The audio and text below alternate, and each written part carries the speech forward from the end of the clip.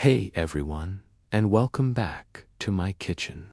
Today, we're firing up the grill or the oven, your choice, for something incredibly delicious, vibrant, and packed with flavor.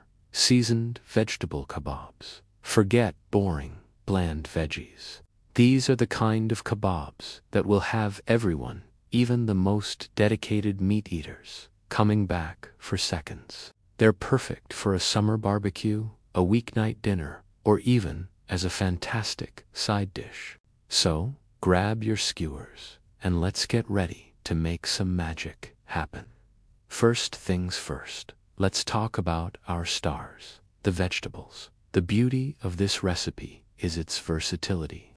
You can really use whatever you have on hand or what's in season. Today, I'm going with a classic and colorful combination: bright red bell peppers, vibrant green zucchini, sweet red onions, earthy mushrooms, and sweet, juicy cherry tomatoes. I also love adding some chunks of corn on the cob for a pop of sweetness and texture. When you're prepping your veggies, the key is to cut them into roughly uniform, bite-sized pieces, about 1 to 1.5 inches. This ensures that everything cooks evenly on the skewer. You don't want a perfectly charred pepper next to a raw piece of zucchini. So, take your time with the prep. It really pays off in the end. For the mushrooms, I like to use whole cremini or button mushrooms. And for the red onion, I cut it into wedges and then separate the layers into pieces that are big enough to skewer. The cherry tomatoes can just go on whole. It's like a rainbow on a stick. Now, for the part that truly elevates these kebabs from good to absolutely unforgettable, the marinade. This is where all the flavor comes from. And trust me, this marinade is a game changer. It's a simple but powerful mix of savory, zesty, and herby notes. In a large bowl, we're going to combine about a half cup of good quality olive oil. This is the base that will carry all our flavors and help the veggies get that beautiful char. To that, we'll add the juice of 1 whole lemon for a bright, zesty kick that cuts through the richness. Then, a couple of tablespoons of soy sauce or tamari for a deep, savory umami flavor. Next, a tablespoon of Dijon mustard. Don't skip this.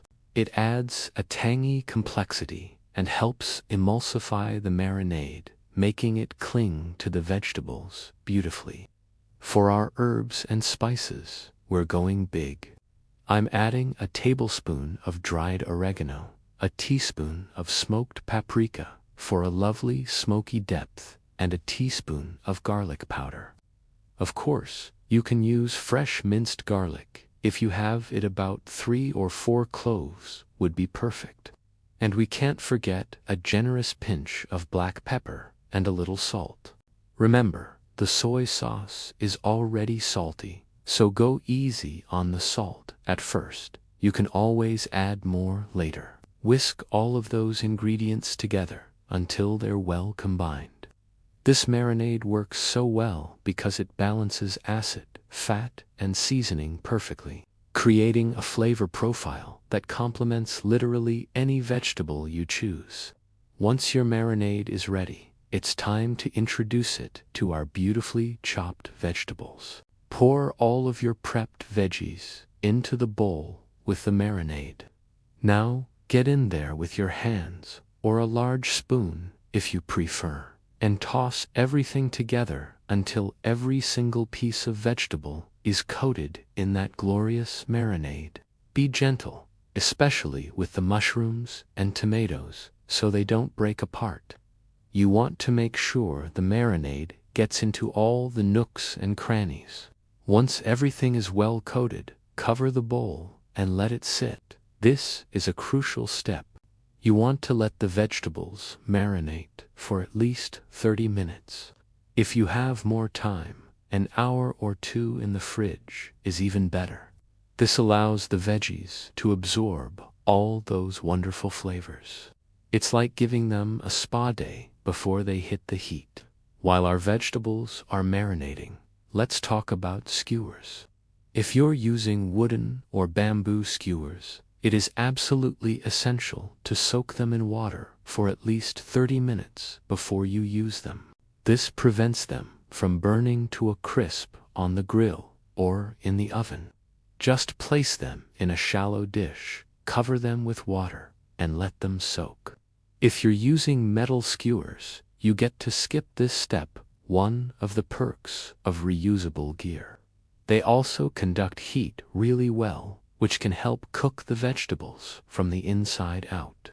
Either type works great, so use what you have.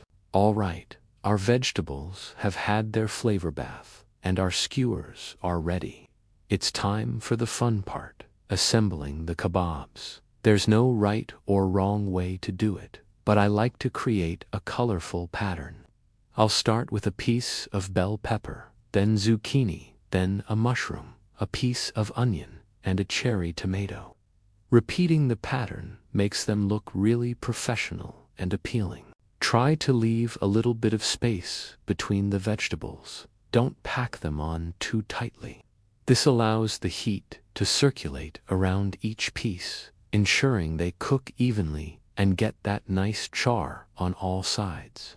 Continue threading the vegetables onto your skewers until you've used them all up.